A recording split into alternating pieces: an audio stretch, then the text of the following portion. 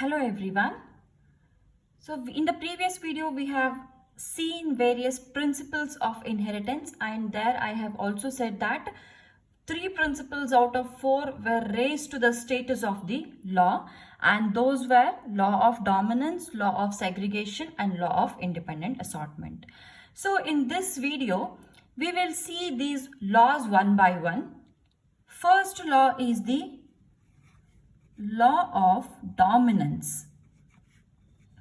Law of dominance. So what this law of dominance says is, see, when a cross is made, when a cross is made between two homozygous individuals.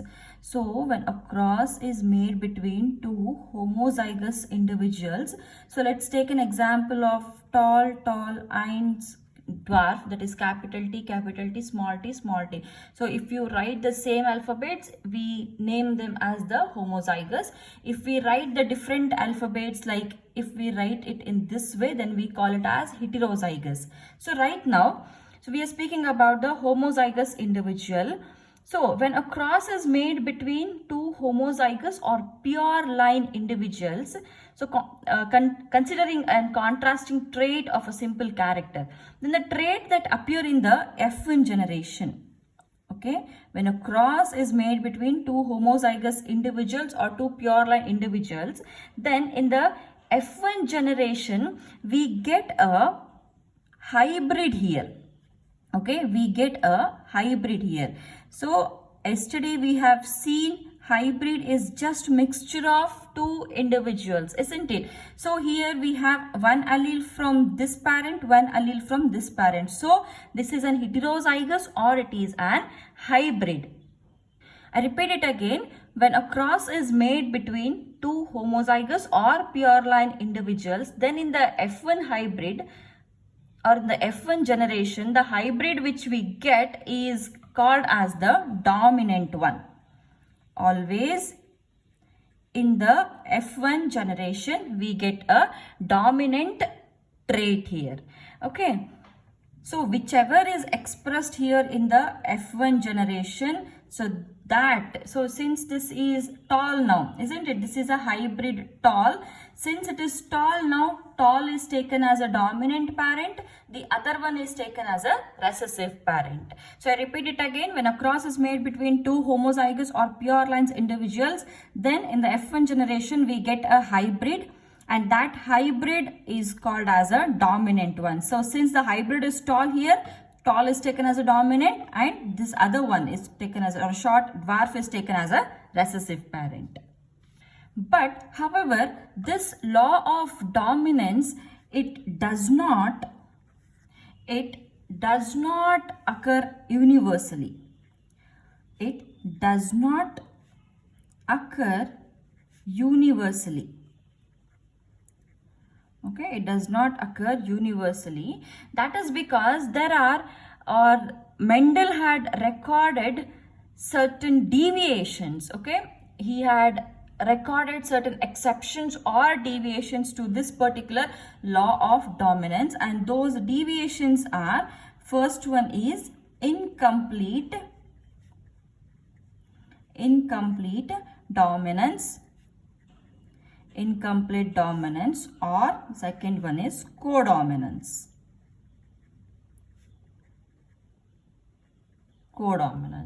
Anyways, incomplete dominance also we'll study in detail, and codominance also we will study in detail.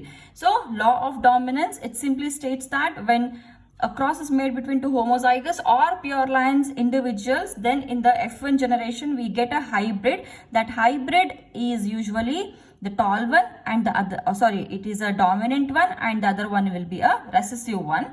And this is not applicable universally because it has exceptions, that is incomplete dominance and codominance. You will have to remember certain statements about this particular law of dominance here. So the first statement is character. A character is usually controlled by, discrete units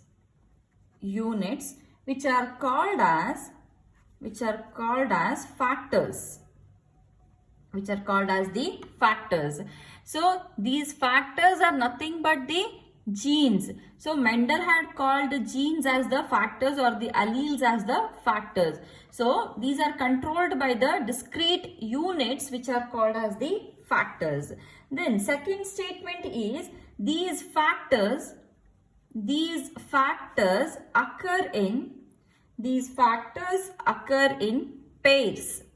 Okay, they occur in pairs. It means that, see, on a pair of chromosome, let's imagine this is a homologous set of the chromosome. In this homologous set, always the single character or a single character is carried by two alleles. There are two alleles for one gene, isn't it? So they are present here.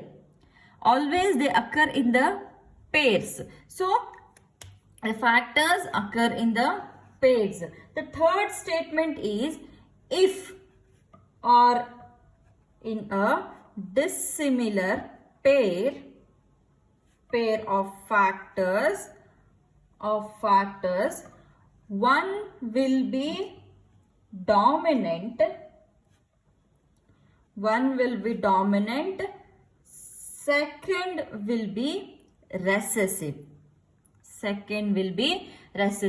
So what this is telling is, see, if in this case where both the alleles are same or both the factors, okay, Mendel had called them as factors. So if both the factors are same, then there is no issue. This can be called as an homozygous condition. But if they are different, okay, then this has to be called as the heterozygous. So when it is an heterozygous, in that one will be dominant, one will be recessive. So we have seen, so if this is TT, then we call it as homozygous. Here there is no, here either both are recessive or both are dominant. But if we write it in this way, then one will be dominant and one will be recessive. So if the pair is dissimilar, so here it is dissimilar, and in that dissimilar pair, one will be dominant, one will be recessive. So this is about the law of dominance. In the next video, we will take up the next law, that is law of segregation.